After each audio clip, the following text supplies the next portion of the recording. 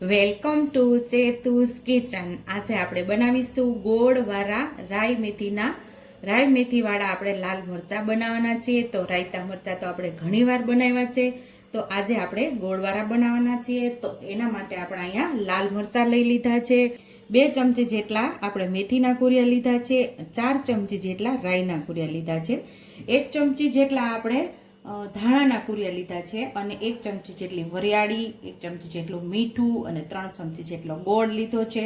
ગોળ પણ જે પ્રમાણે તમને ફાવતું હોય એ પ્રમાણે ગોળ તમારે ઉમેરવાનો। અને અહીંયા આપણે સિંગ તેલ લીધેલું છે અને અહીંયા આપણે આખા મરી લીધા છે। તો આપણે પહેલાં આપણે મસાલાનો વઘાર કરી લઈશું। તો આપણે મરીને આપણે આખા પાખા ખાંડી લેવાના છે।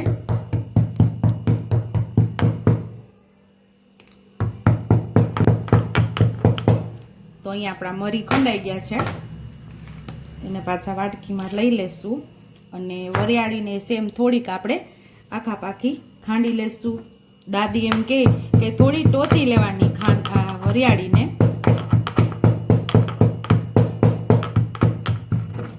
આ મારા દાદીમાની રેસીપી છે, મારા દાદીમાએ મને શીખાડેલી ને મારા પરિવારમાં બધાને આ બહુ ભાવે, આ ગોળવાળા રાઈ મેથીવાળા મરચાં। તો પહેલા આપણે રાઈના કુરિયા ઉમેરી દઈશું, પછી મેથીના કુરિયા ઉપર ઉમેરી દઈશું। તેલને આપણે સાઈડ ઉપર ગરમ થવા રાખી દેવાનું છે અને તેલ આપણે ગરમ થવા રાખી દીધું છે ને અહીંયા તેલ આપણે માંડવીનું જ લેવાનું છે, એટલે બહુ મસ્ત એવો આપણા મરચામાં સ્વાદ આવે છે। ધાણાના કુરિયા પણ ઉમેરી દઈશું આપણે। અહીંયા આપણું ધુવાડા નીકળે એવું તેલ ગરમ થઈ ગયું છે, તો હવે ગેસને આપણે બંધ કરી દઈશું અને એને આપણે ઠંડુ થવા દઈશું। આવી રીતે થોડીક વાર આપણે એને વરાળ કાઢી લેવાની અંદરથી, ને થોડી વાર વરાળ નીકળે ને પછી જ આપણે ઉમેરવાનું, એટલે આપણો મસાલો બળી ન જાય। અહીંયા આપણે મરી પણ ઉમેરી દઈશું, મીઠું પણ ઉમેરી દઈશું, વરિયાળી પણ ઉમેરી દઈશું।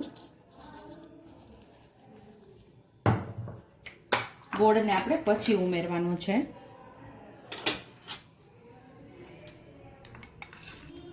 વચ્ચે આપણે હિંગ ઉમેરશું, 1.5 નાની ચમચી જેટલી આપણે હિંગ ઉમેરેલી છે। અને હવે આપણે વચ્ચે જ આપણે જે હિંગ ઉમેરેલી એની ઉપર જ આપણે તેલ ઉમેરી દેવાનું છે। અહીંયા આપણે તેલ નાખીને પછી પાછું ઢાંકી દેવાનું, એટલે ઢાંકણ ઢાંકી અને એમ તેલ ઉમેરીને ઢાંકણ ઢાંકી દેવાનું, એટલે વઘારનો સ્વાદ મસ્ત એવો આપણા મસાલાની અંદર બેસી જાય। મરચાંને આપણે હવે સુધારી લઈશું। આડા ઊભા આપણે 4 કાપા પાડવાના છે અને નાના નાના ટુકડામાં આપણે કટ કરી લેવાના છે। તો બી નીકળે એટલા કાઢવાના આપણે, તો આવી રીતે આપણે કાઢી લેવાના।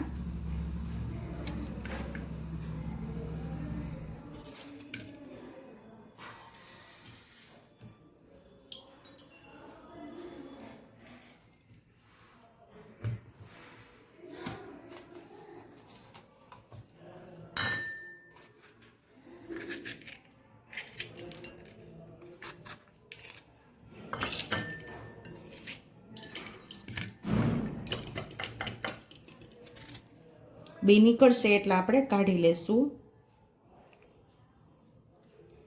ને આવી જ રીતે આપણે બધા મરચાંને આપણે સુધારી લેવાના છે। અહીંયા આપણો મસાલો સરસ ઠંડો થઈ ગયો છે, તો હવે આપણે લાલ મરચું પાવડર એમાં ઉમેરી દઈશું।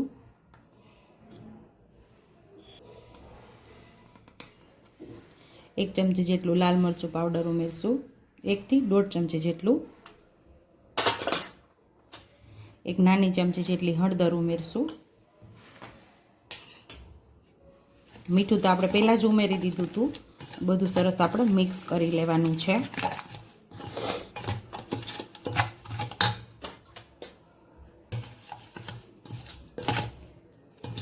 અહીંયા હવે આપણે ગોળ ઉમેરી દેવાનું છે।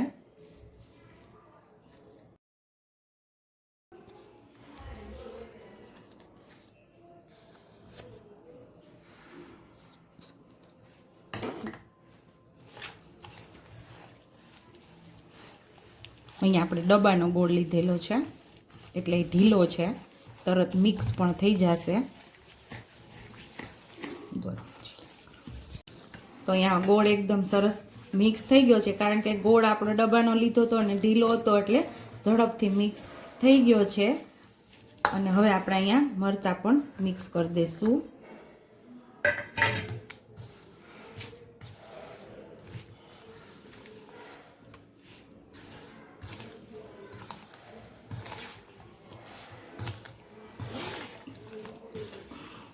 તમને ગોળ ઓછો લાગતો હોય તો ગોળ તમે થોડો વધારે ઉમેરી શકો છો. જે પ્રમાણે ગળપણ આપણે ખવાતું હોય ઘરની અંદર એ પ્રમાણે આપણે અહીંયા ઉમેરવાનું.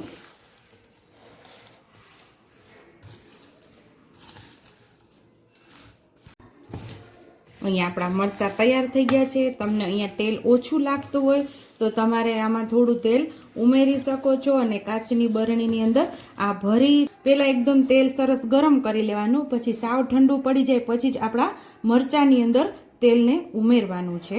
તો અહીંયા આપણા મરચાં તૈયાર થઈ ગયા છે. તો હવે આપણાને સર્વ કરી લઈશું. તો તૈયાર છે અહીંયા આપણું લાલ મરચાંનું ગોળવાળું અથાણું. જો તમને મારી રેસીપી પસંદ આવી હોય તો મારી રેસીપીને લાઈક કરજો, શેર કરજો, સબસ્ક્રાઈબ કરજો, બેલ આઇકનને દબાવતા ભૂલતા નહીં, અને કમેન્ટ બોક્સમાં કમેન્ટ કરજો કે મારી રેસીપી કેવી લાગી. તો આવજો.